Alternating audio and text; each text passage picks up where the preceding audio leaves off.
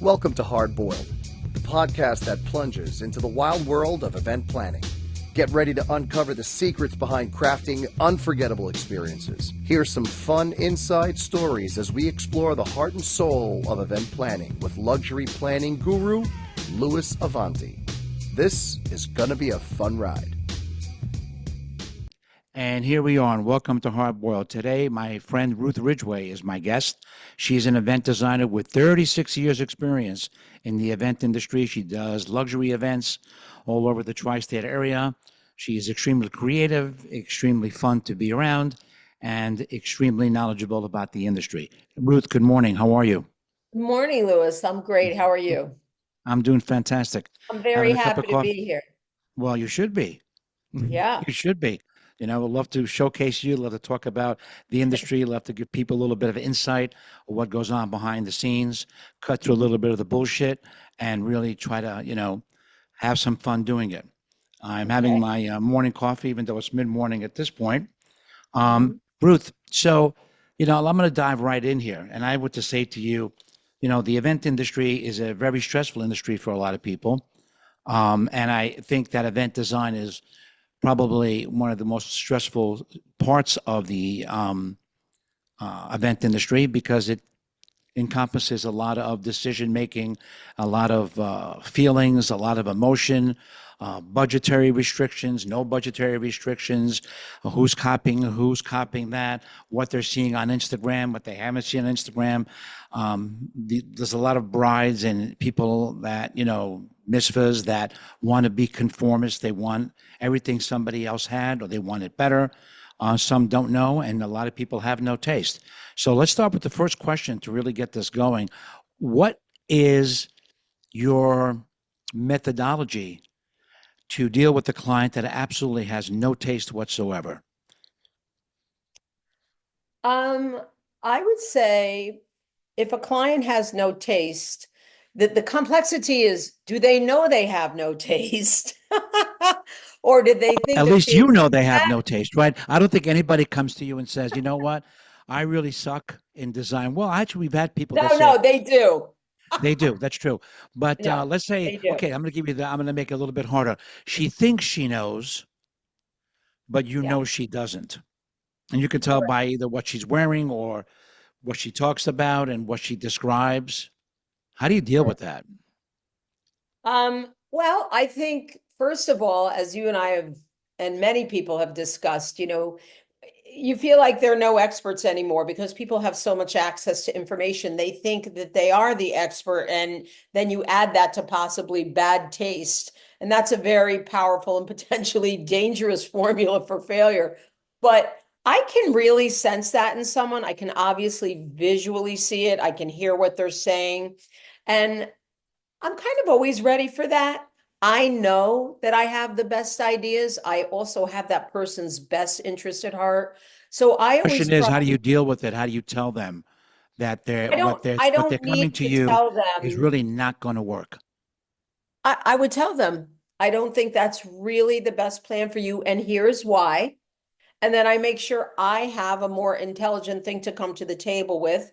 I want to get them excited about my ideas. And it usually goes fine. It's not that often that someone is super clueless, but thinks they're, the cat's meow. So, but I'm definitely very confident in my own ideas. I think I know how to deal with people. I've been dealing with the general public for 36 years, and it's just a matter of being respectful. I think Well, that's it's true, super true, true, key, true. is I think the being problem is kind. when I think the problem is when you get someone that says, Ruth, you're really not listening to me. I That want is dancing traffic. unicorns around, and that's what I want, and that's what I want you to do. But I would address that by saying, well, I understand you're thinking about dancing unicorns. I think that might be a difficult choice, and here's why. But I'm never going to insult them or say, wow, your ideas suck. This is crazy. If someone came to me with something that was literally inappropriate, I know another designer who is, not in the industry anymore, but had someone come to her with a theme that was, she felt it was for a bar mitzvah too. So you're talking about a 12-year-old. and they wanted like a drag queen theme. And nothing wrong with drag queens at all, but for a 12-year-old's religious celebration, Oh, not I like that. That's really appropriate, kind of funny. That's a funny story. not appropriate topic matter. So, that's just an She's been watching a lot. example She's of, watching a lot of RuPaul. I don't What do you know. think happened I there? don't really know a lot of the No, I background think on it, drag queens but are kind of cool, kind of fun, and the whole concept is cool. But yeah, I understand how inappropriate that can be for a mitzvah. yeah. Yep. Yeah. So, I think there are a lot of designers out there that will say, "Hey, you want to do a drag queen theme? We'll do a drag queen theme, and whatever happens, happens. Not my idea." if it was an adult party, I'd be like all in, like, No, what no, fun but I'm is saying, it? Stinky do you feel the boots, need? Do you feel the need sometimes to put your own values on the event? For example, I can say around, I said, I don't really care what you think. I'm paying you just to do a job and design for me.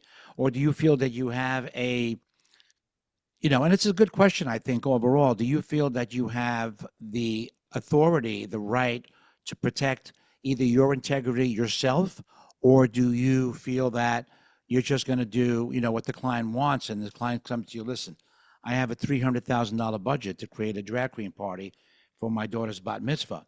Will you turn it down because it's $300,000 and say the integrity and my name goes on it, and doing a drag queen event is going to like kill my career? Or it's going to say, wow, Ruth is really progressive and she could do any party in the world. We had a friend of ours, somebody you knew for many years and I knew as well, and I, did a lot of business with him, that started doing S&M parties. And that's how he started in the business, right? And then he became a celebrity, whatever you want to call it, event planner and designer. But how do you feel about that? Well, I think in regard to that person, they took a risk. I think that it is my absolute right as not only a businesswoman, an artist, and a human being to choose what I will and I will not do. I would absolutely respectfully decline, but say I am not comfortable there and I'm not your girl. Would And you I have be no comfortable problem saying, declining? Would you be declining? Would you be comfortable declining a big budget like that for integrity if I purposes? thought it was going to harm my career or my reputation in any way, absolutely. They say that all news is good news. Bad publicity is still publicity. Could actually jumpstart a career, but we won't I know get because that. it's not happening right now. I get that, but that's not who I am. What's the most bizarre request you've ever received at an event? And by bizarre, I don't have to mean edgy or like weird or something like we just discussed. I'm just thinking general, saying, well, that's a really strange, you know, thing, but I'm still going to do it, but bizarre, not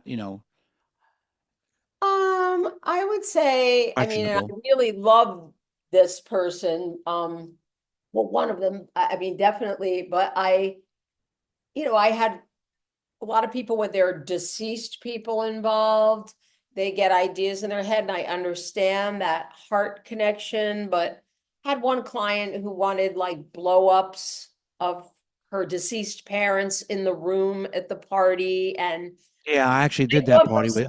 I did that party with you. Yes, you did. And I love that client to pieces. So no Yeah, so do disrespect. I. I think she's wonderful. But I thought for some people, it didn't bother me, No, no, but I for think some I think it was people, kind of funny, but I understand the no, and she's the most hilarious woman I know. But for difficulty some behind it. people, Yeah. it could be unsettling for some. So, So and to I, all our viewers out there, this is a client that hired us to do a party. One of Ruth's clients actually that put me on board as a planner. And we don't mention names on this podcast because that's not fair to anybody.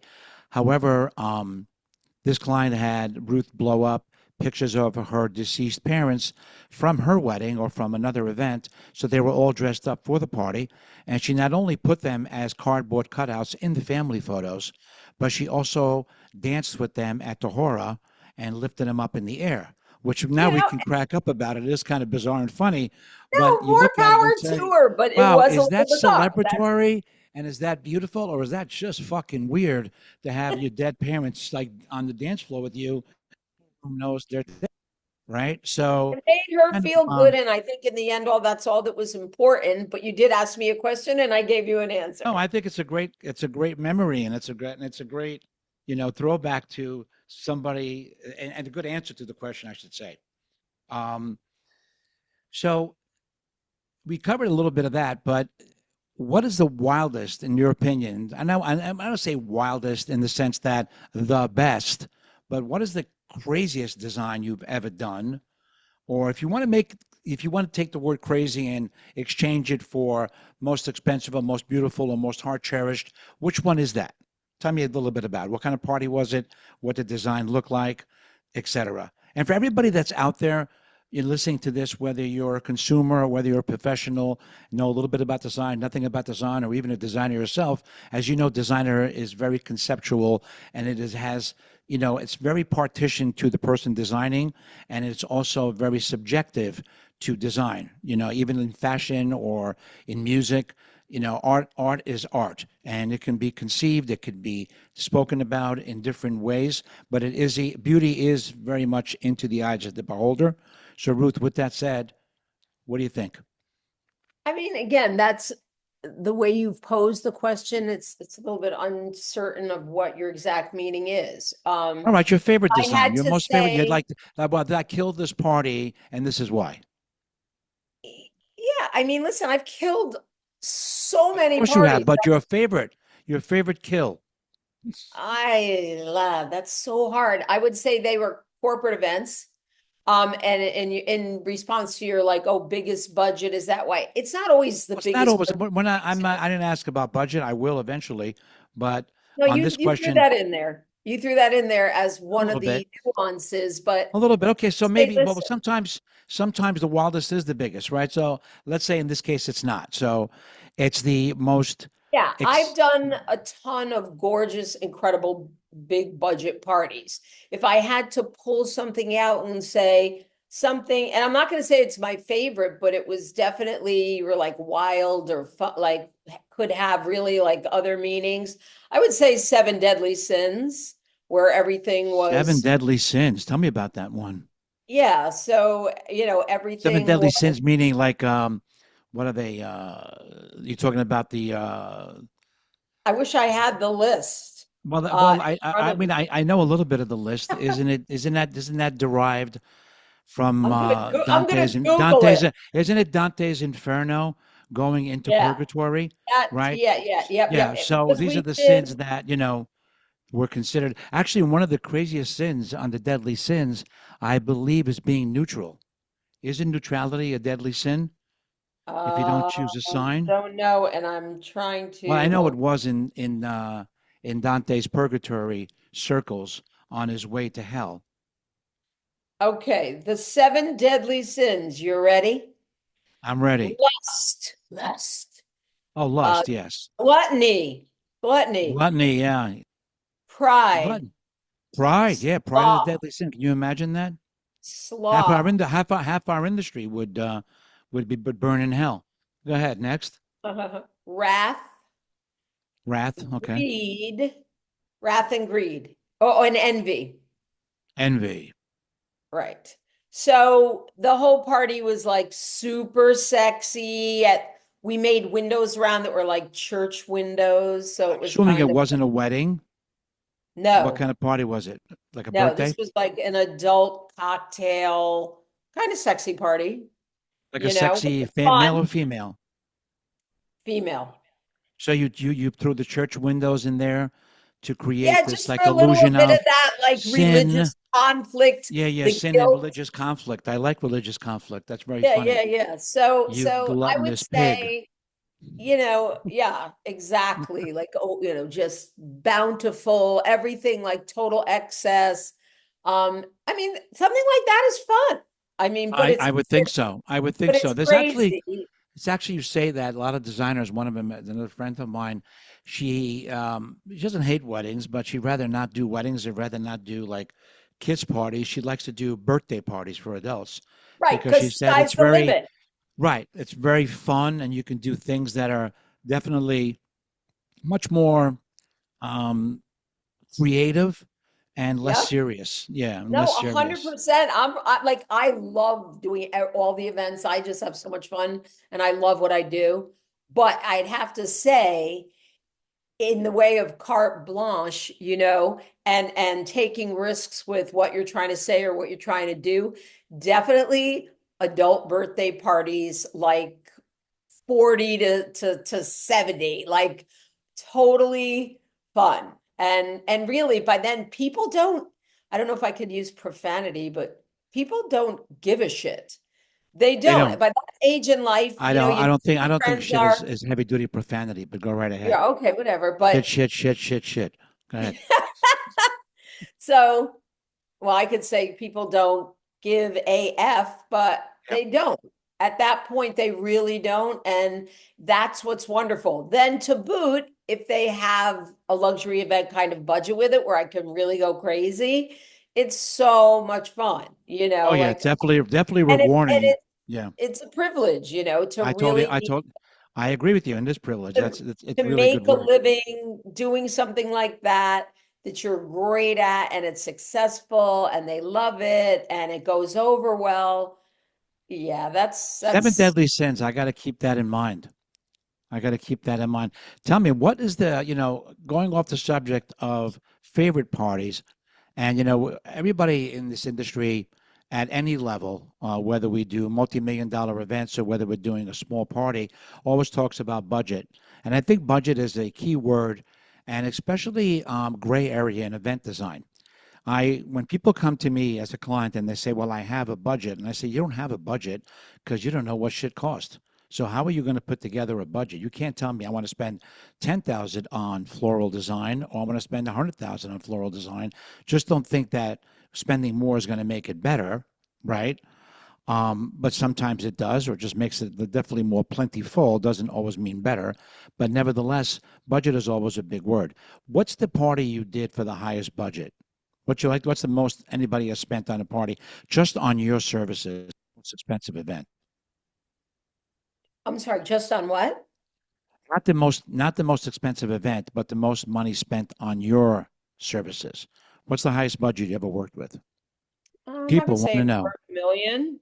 I would say a Quarter of a quarter of a million. million dollars. Yeah. And what kind of party was that? Corporate. Corporate event. So Multiple corporate events. where do you spend $250,000 on? I mean, seems like a lot Well, of money. Is that a a lot reason? of it's driven by size, and needs. How far do I have to spread out the love?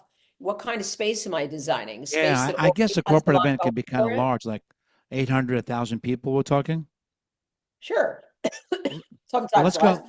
Let's scale that back a little bit and say, what is the most expensive budget you ever worked with for a social event? I would say 150,000, but that's like maybe that's inaccurate. Off the cuff. I'm like, I would say that probably about that. Okay, Yeah. and where was that event? Was it in New York City? Was it in Connecticut? Ruth works in the It was in tri-state New York. area of the Northeast, so she basically is New Jersey, Connecticut, and New York City. She is Connecticut based, by the way.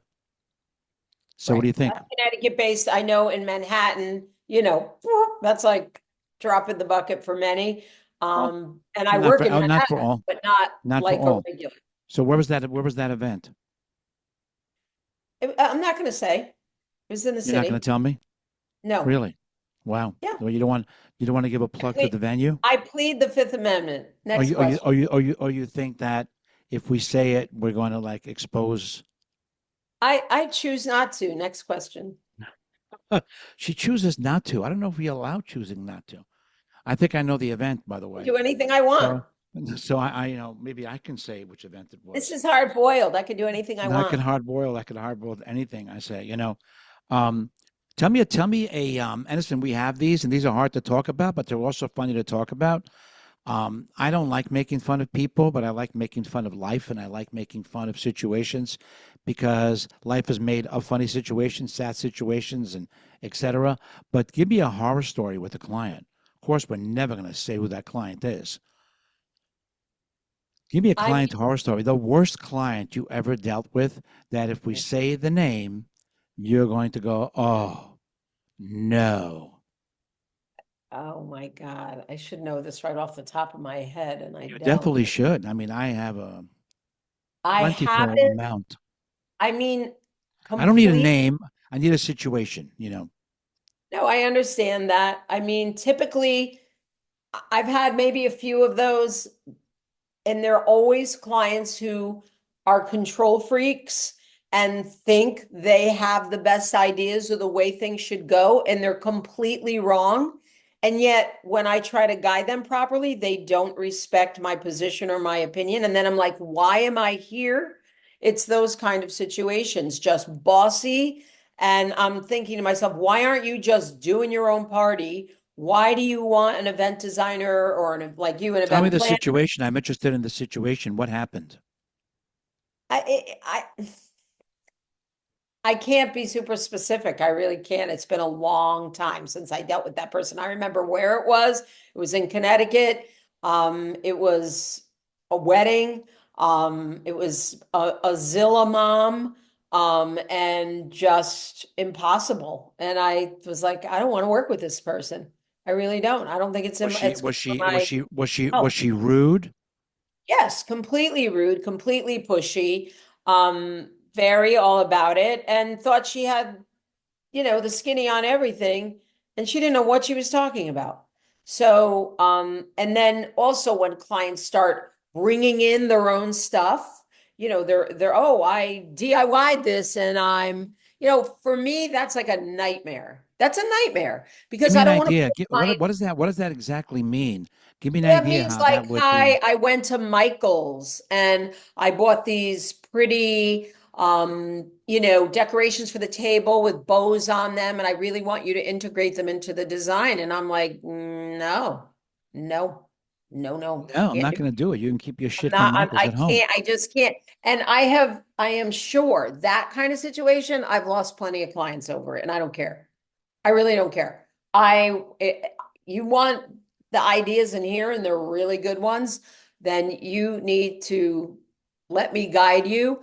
It's not that I don't listen either. I do listen, but then there's a line that's drawn that like the why am I here? And if you want an event that looks like Michael's Crafts, or no offense to Michael's for what they do, but they're not event designers, or Target. I went to Target and bought these props, and oh my God, and these candle holders, and we want you to mix it in, and that Well, kind it's transitioning to the next question, which is really going to bring me right there. What, in your opinion, is the most overrated decor element? the most overrated decor element. Hmm, it's Something a really that people want or people discuss, but really unimportant. I mean, we don't have to break down decor because different parties require different decor. But what's the most overrated decor element that at the end of the day doesn't make much of a doesn't make much difference? I mean, that's hard for me to say because I am sort of an all immersive designer, and I do feel that the essential things, your centerpieces, your textiles, your lighting, doing something with your dance floor, a bandstand, like I think these kind of things all come together in a very important way. I would say party favors and things set up as favors and a display and that kind of thing, I think is an enormous waste of money. I I think totally agree with you. most of It's the not a stuff is decor element, garbage. but definitely as a party element, nobody gives a flying shit whatever you give them. No, nobody You can cares, and you nobody can give them you can expects give them a it. $50 item, a $70 item, which is insane to begin with. And at the end of the day, they'll take it home, throw it someplace. It's incredible. I have done events where people have given away expensive items, and some people never took them. They just left them No, at the all the party. time, Oh, all the time. And I kind of. tell my Yes, everybody out there, clients, please don't do any favors. yeah, Don't not I'm do me like, a favor. I'm just saying a favor nobody like a wants party this favor, a garbage. giveaway, because no one cares about them. They're a waste of money, no Yep, matter what yep, anybody tells you. Do a donation to a charity. Do something that 100%. Plant a is tree in the if you earth, feel if you do feel like something doing something, yeah. do something to Don't give pay away goodness forward. don't give And away half a bottle of wine. Don't give away half a bottle of champagne. Don't give away a glass, two espresso cups. Don't give away seeds, a plant. Nobody, two chocolates that no one's going to eat. don't give me work to do. Don't don't give give me me anything, seeds because then I right? gotta plant it and then I feel guilty if I don't. And Right, right, right, you right. I know, mean, and like I here's, understand that here's it a could, bag of almonds. Oh, please, here's a sugar coated almond. I Like, do have a client friend that actually did something really cute for their daughter's bridal shower. They put potted herbs on the table as decor, and then everyone at the table got to take home a pot of herbs, right. which That's was kind of nice. interesting. That is nice because You're a cook, I'm a cook. Like, oh, I would right. love They're that. going to a little, okay, you want the basil or do you want the rosemary kind of like little pot, so you could take it home and nourish it. I thought that was very cute, Yeah, inexpensive, that's and very, but that's probably where it ends in my book, when it yeah. comes to those Yeah, I would situations and say favors. definitely, even though favors are not thought of as decor, they're presented as decor in many situations. I think they're a humongous waste of money. But I think other room elements or spatial elements all come together in an important way. So One of the things I want to always like to discuss and people always like to know, and people always tell you this, and we answered a little bit of the question before, but you know, you gave me the seven deadly sins as an event that you really loved, but what is the most impactful story that you ever took away from an event? In other words, I've done events for clients that I walked away from and I felt like I made a tremendous difference in their life, in their future and their memories, and they've told me, but I know that what we do because of photography and videography, the memory does last for a very long time. yes, it does. Do you have an impactful story or a situation that was very memorable to you about a client?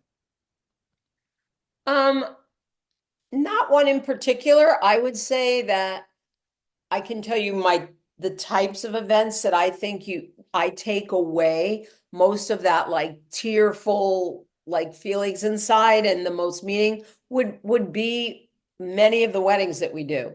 And it's not that like a bar mitzvah, which is a beautiful milestone, isn't wonderful, but I feel like it's less emotional of an event, not a temple. That's very profound to see your child up there reading from the Torah and coming to their man and womanhood, and I would never take that away in a minute, but I'm more on the celebration party side. So I would say that I'd say most weddings I walk away feeling like Right, I've right. But Diane, that's a general statement. Yes, most weddings are beautiful and tearful. People are starting their life together, holding hands, lovey-dovey. We get that. But is there an event that you put together that you've done that you felt you've had a tremendous impact on that person? I mean, I think you and I did one just like that. I mean, because it's so on the spot and I've done thousands of parties, it's like nothing hits me, but even though Sometimes you I feel know the emotion coming out. Do you remember the event we did at Gotham Hall a few years ago for a mother that was, very dear to both of us, still is? yeah, yes. Her emotion when she walked into the room and the But that's tears, exactly what I was just saying. right? But no, but yeah, but that's That's one of general. many that felt Right, like but it's very, very general. I think that one was very heartfelt, sometimes more than others. There are people that walk into the room that are wow, wow, wow, but then they run back and we're done. no, It's it's kind of not thing. And that. there It's there are some you're that making an I think last a assumption lot about what I longer. mean. You're making an assumption about what I mean. I Well, am at the top of the aisle. get more specific I'm at for the me. top of the aisle for when my bride and her father or my bride and her mother and father are just about to go down the aisle. And I always feel that that's a very emotional time. It's usually when they'll look at me and touch my hand and say, "We could not thank you enough. This is so special." And we all shed a few tears. And I feel very privileged to be there for that moment. And I do feel like I've touched their lives in a way that nobody else could. And that leaves me feeling a great deal of fulfillment and pride beyond the money. So I feel like I've felt like that many, many times. And that's why I keep doing what I do. And that's why I keep loving it, because I do feel like it's not just what it appears to be. Like, oh yeah, she like decorates, she does pretty flowers, she's really talented.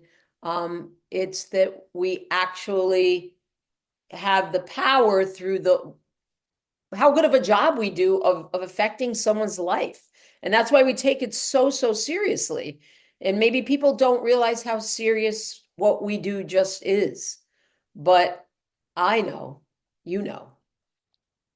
So if you had to give a client a sarcastic piece of advice, first time client, right? And you had to be sarcastic or just not sarcastic or just the first piece of advice you had to give a client that you just That's met easy. or a new client and there would no repercussion, of course. What would that line be? That line is, well, when they say to me, you're this is gonna look nice, right? Like this, is this gonna look good? Is this gonna look good? I'm like, no, nope, it's gonna look like shit. It's gonna look terrible. I'm gonna do my worst work ever. So you can just count on that. And I'm like, just don't ask me stupid questions like that. I care. I probably care more than them. I would just be like, you Interesting, know, yeah. I think punching I my think I think I my line would be just let me do my job.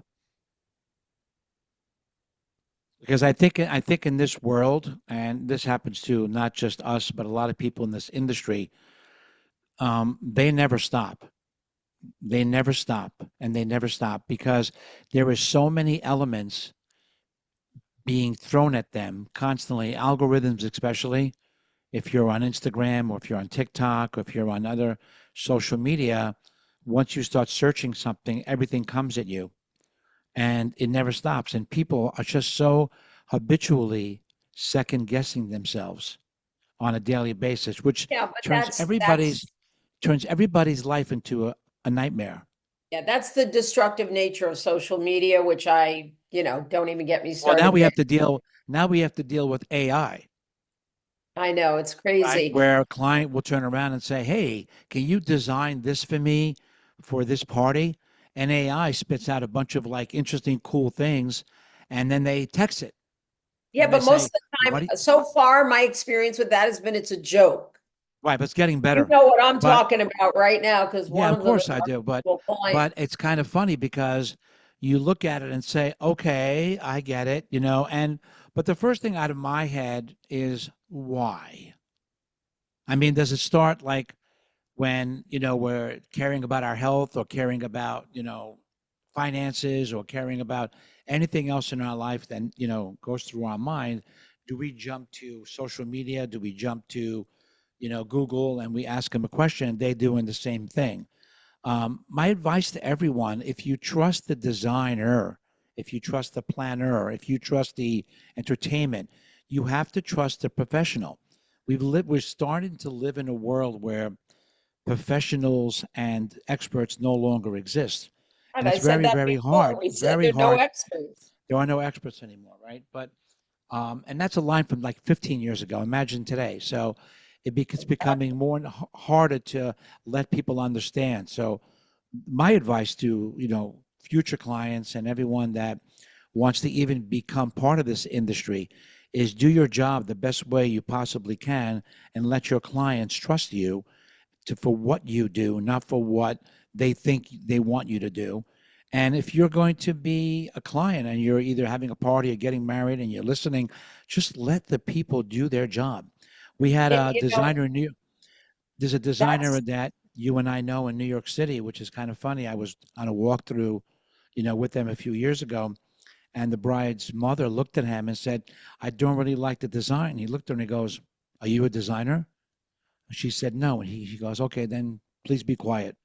Because if you like my work and your friends will like my work, you'll like my work. If not, go somewhere else." And she was so shocked at the response. She wanted to hear, "What don't you like? And, how can we change it?" And he was absolutely right. Let the expert do their job, right? And it takes a lot of guts to answer a client like that. So it does. bravo, And it takes a lot of prominence, takes bravo a to lot of them. guts, takes a lot of notoriety, and of course, takes a lot of balls.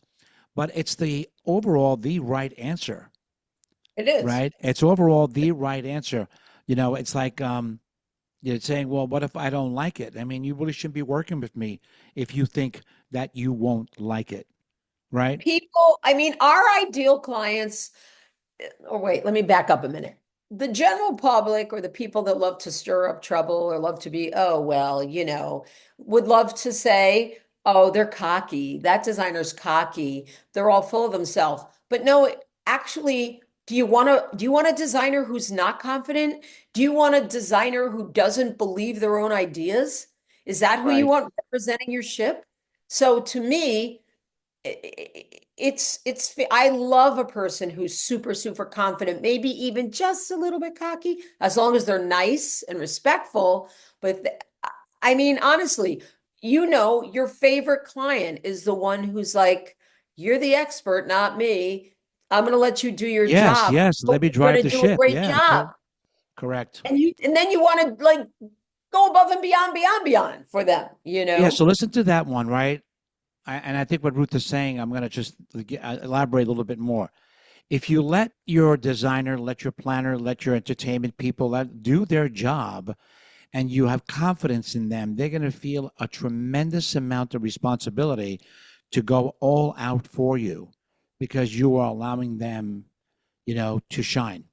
And when you put so many restrictions or so many questions or so many, basically obstacles in the way by trying to get involved in something you know nothing about. And this, we do love your opinion and we want to hear what you like. But at the end of the day, you have to trust that we will figure that out and make it happen. And a lot of times, and I tell people this is a very, very hard statement, but I'm going to throw it out anyway. I always ask people, who's the event for? And they say, well, it's for me. I said, is it really for you? We're inviting 250 people to this event. You want your guests to be wowed. You want your guests to be happy. You want your guests to dance. You want your guests to take pictures. You want your guests to dress up and you want them, do you really care? Do you care if the bartender is rude? As long as they're not rude to you. He goes, oh, no, I never want that. I said, do you want the food to be undercooked or overcooked for table 17? I go, no, I don't want that. So actually, the party is for everyone, including yourself. So a general rule is to let the professionals do their job at the best possible level and have a tremendous amount of trust. Because when all the dust settles, you have to put it into the hands of the people that have the experience, the passion, and the love for what they do. Ruth is one of them. Ruth really cares about her clients. I say this not because I work with her or because, she has done events for me personally and, of course, for a lot of people that we know personally. But Ruth is what I call in my industry, and I'll talk about this more and more in the podcast as the episodes go on. Ruth is one of the walkaway vendors. A walkaway vendor means that someone that I don't have to really monitor on the day of the wedding. I can basically leave her alone. I know it's going to happen, right? And when you're planning an event, or whether you're a professional like myself, planning an event or working with vendors, and I meet vendors and I actually meet planners all the time, people that have been in the industry for a couple of years, 5, 6 years, 10 years, whatever. We always have this conversation and I talk about this and they're like, light bulb goes off. Sometimes they want to use somebody new or someone that just started, or they see a great Instagram photo, or they see many different things, but experience and basically, passion for what you do. If you're around X amount of years, you're really good at what you do. If you're around X amount of, and you have a portfolio that can really go from, all different kind of events and all different kind of creativity, you can match that. And it takes years and years of, time and error, well, trial and error, I should say, to get that done. Mhm. Yeah. Definitely true. You want Well, to add thank you something for to that that, Ruth? compliment. Pardon me? What? You want to add something to that? No, not really. I mean, it definitely, I think we covered it. And I would say the same about you. I tell my clients, you're just not going to have to worry. And if there's a fire, this person's going to put it out. You're never going to know what happened. And, totally take charge and commands the situation. And that's awesome. So a little out of context. I'm going to come back to the wedding world for a second, because weddings is obviously the biggest part of the event industry, apart from obviously the corporate world. But I think many years ago when I was in the video world, I would always tell everyone, everything happens from a wedding. People meet, people try food, people drink, people party, people listen to music, people socialize. Everything stems from a wedding. Almost everything in life at one point or another stems from a wedding. And although we go to dozens of weddings a year, I always feel kind of, I find it kind of cute when people get all ready for a wedding and they go, oh, we have a wedding next week and they got to buy a dress and they got to get their makeup done and they're excited for the wedding and they're thinking how the bride looks and look at the location and they're all excited to go. And we take that a little bit in stride because we do some beautiful events and we go, all right, we're going here this weekend. Really? Really? And, we taking really for granted what we do and the beauty we see and the stuff we're surrounded by, whether it's, this love and all this magic that people are twinkling in their eyes when they see something new, especially, couples that are about to get married, look at everything. So it's always interesting. So with that said, in your opinion, from the event design standpoint, what do you find the most visual, impactful design element at a wedding? And you and I can bicker about this. So what's the most visual, impactful design element? We're going to cover a few things now because it's what you do. But if I had to ask you, That's kind of a trick question it is a total trick question. because there are, I mean, obviously for a wedding, I think the floral is the most amazing part. If the Oh yeah, client, okay. I mean an element that's there. okay, so I think the most transformative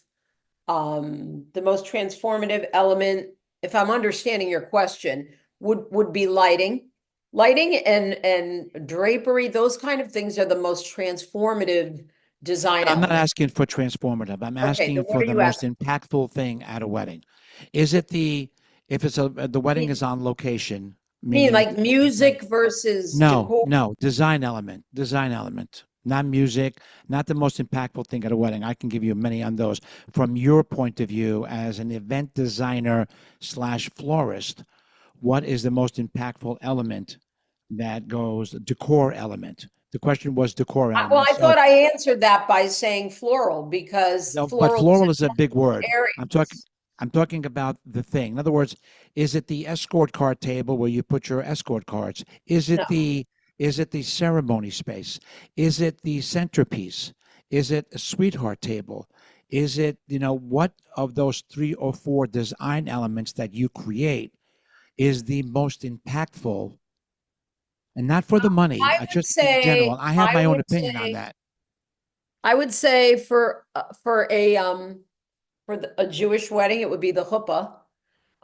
Because the types of huppahs that we do are elaborate and very memorable. People will always say, "Whoa, that huppah! What a huppah! Huppah! Huppah!"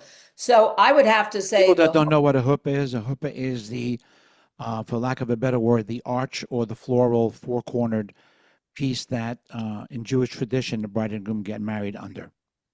right, and it also has a beautiful meaning, like being all encompassed and Well, it um represents a house actually, and the sides are open the so that everyone is family and invited into your every house. Right, togetherness right, right. and So you feel you that's the know most important design element at a wedding? I think yes, I do, but I also think in a ballroom, um, I think in the end all the centerpieces together as a whole, because they spread out throughout and they create dimension by if you mix styles, you have high, you have low, and I think it really shapes the space. I mean, that's a very hard question, Louis, Well, because in my opinion, I'll give you my take on it. Right, I'll well, tell I you want that. to finish what I'm saying. I want to finish what I'm saying. Yeah. The dance floor area, I think, is very important because it's centrally located and you're focused on the band and it pulls things together. But I can't discount centerpieces to that when really your tables are spread all over the space with textiles, with flowers, with candles. They add so much ambiance that I think in the end all it's the table decor, but the other things count as well.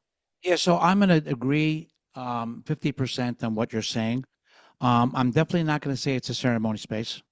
I think it's, to me, from my opinion, from what I'm seeing on my side, and agree to disagree, it's what we do, right? I think the most important design element at a wedding is a tablescape, not even the centerpiece, but what I'm seeing on the table. The Yeah, way, because like I said, I am linens, sitting there the candles, entire everything. time. Well, no, the plates, the chargers, the actual menus, what I'm actually visually seeing, because I think that people, when they see a beautiful center, call it a huppah, wedding arch, or whatever it is, if the ceremony is on location, if it's in, obviously, in a church or a synagogue, this doesn't apply, even though those are beautiful elements as well that could be created based on the decor, based on of the actual space itself that pre-exists. But if you're looking at the event space itself, when I sit down, what I see from afar, centerpiece and the way they lit definitely gives me the first feeling. But the second one is when I sit and I stare down and I see this beautiful linen, or I see a beautiful charger plate, or I see a menu and I see a napkin fold. And this is where it comes together that things are special, right? I know you create some beautiful pieces like that, right? But I feel that to me is such an important element, more important than all the other things that are probably more expensive, because I end up here for 4 hours. I am in the other space for 35, 40 minutes. I am, in coming into a cocktail reception for an hour, and I'm just eating and talking and drinking.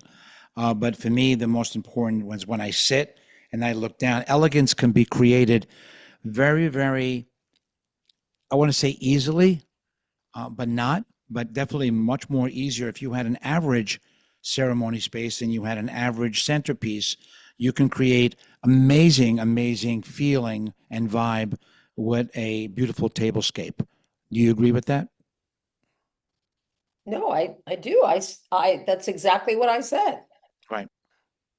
So but I do think that again, in a church, it's different. The church is the beauty, Right, right, right? right. And it's not that there are You ugly churches accent as it a well. little, You're but stuck with them, for a right? It is what Jewish it is, wedding, right? I Yeah. think the chuppah is a very profound focal point and memorable piece. People always seem to remember the chuppah more than anything. So, Yeah, I mean, I find it both ways. Sometimes I found overall that people remember very little, but the impact is when you get there, what it feels like. Um, I think people that are looking, because they're either getting married or someone's getting married, they look a little bit more intensely. And I find that even in luxury events, there's a certain expectation that, you expect it to be good. It's like going to Jean Georges for dinner. It should be good because it's Jean Georges, right? And I think that in the luxury market, there's less, I guess, appreciation for the kind of beauty that is created. It's more of an expectation, right? Sad to say, but honestly true. And I think that's why it's so competitive and so different. And I think that in the medium market, when you create something that's very different, definitely over the top, it does have definitely a lot more impact because it's not seen, it's not expected. It's like, holy shit, look at that, right? And all the way it becomes a very, very strong design element. So Ruth is, I guess, what we call a designer that is always evolving. She's not stuck in the space of what she did 15 years ago, or 10 years ago, or 5 years ago. She is always evolving, looking for new design elements. I'm going to give you Ruth's Instagram. It's Ruth Ridgeway Designs. Very easy name, Ridgeway. Ruth Ridgeway Designs. That's her Instagram. You can actually go on, message her on Instagram. She's very accessible, even by phone. You can text her 203-556-4877. I'm good with numbers. I remember them by heart. And she does work basically over the entire tri-state area. Ruth, it was a pleasure having you thank you on so. and having a It, conversation and having some it fun was and fun. talking It about some was stuff. a lot of It's fun. always a little fun, right? Have a little bit of Yeah, fun. it's a lot of fun. Thanks for having me. Thank you, Awesome. Ruth. Thank you. It was great. Take care.